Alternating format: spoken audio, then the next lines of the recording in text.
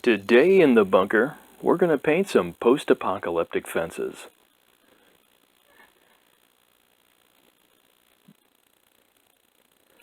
We're going to start by putting a bit of glue down so that we can put some basing material on. And we don't want to soak our card base, but we're going to put down a nice even coat on both sides and make sure to get up under the fencing. Once that's done, we're going to add our sand. In this case, it's a multi-grit sand that I use for most of my projects, but you can use whatever you've got. And we'll knock the big chunks off.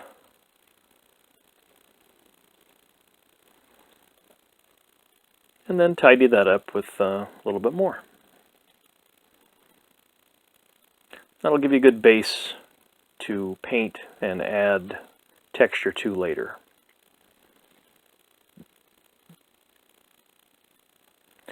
We're going to prime this with a red oxide primer, which I was silly enough not to take a picture of. And then for our first color, we're going to use a nutmeg or a saddle brown.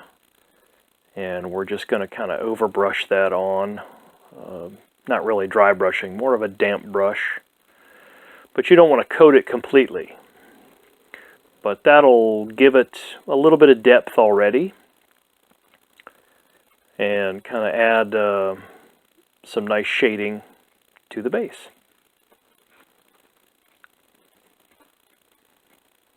And we're going to go to country tan, any kind of tan will work. And we're going to add that as our next highlight layer. And we're going to let our first layer dry first. I should stress that. Don't do that, or if it's wet, then they just run together. And that'll give us a little bit more depth and make our base look a little more alive. Then we're going to paint our fencing wood with this pewter gray here. Any medium gray color is fine. And I should have done the tan step after this, because then I could have dry brushed the base material and the wood all in one step, but that would be too clever, and I'm really not that intelligent. So in any case, we're going to take and again do an overbrushing, damp brushing of the gray onto the wood. And if a little bit of that red shows through, that's fine, but you want to get a nice gray color that kind of picks up the wood grain. And we'll pick up some more of that with more highlights as we go. This gives us a nice aged wood color. Then we're going to take our tan color that we should be doing the basing with also right now. And we're going to give this a nice dry brushing and really pick up that wood grain color, hit all of our sharp edges, and just really kind of make it pop a little bit. It also adds to the aged wood effect. A lot of wood, when it ages, turns very gray, but there's also still some little tan bits on it, especially on sharp edges. I'm fairly aggressive when I dry brush. You probably don't need to be quite that aggressive, but just be careful not to knock any pieces off.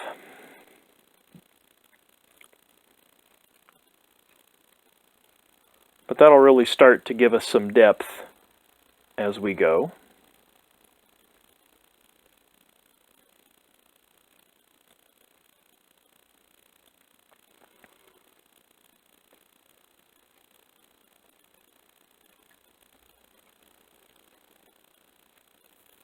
And now we're going to use some maple sugar tan for our final highlight on both the basing material and the wood. And that's the small bottle there to the right that I didn't bother to take a close-up shot of because I'm not really very good at this whole video thing.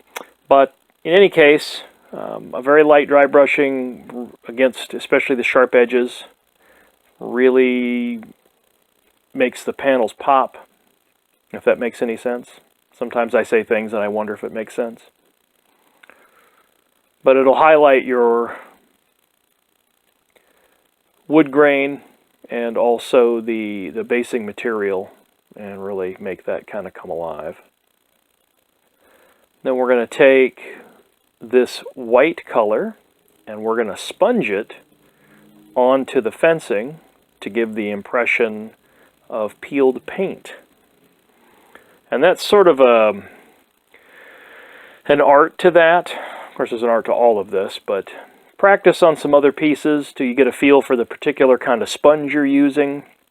Because a natural sponge, not natural sponge, you can use any of them, but they all go on a little bit differently. And kind of get a feel for how much paint needs to be loaded on there to get the effect that you want. If you want your fence or wall to look a little newer, just paint it on there. It doesn't have to be sponged on. Once you add your basing, your grass, your static grass, and your tufts, then your fences are going to look fantastic, and people are really going to want to come, really want to come play your game.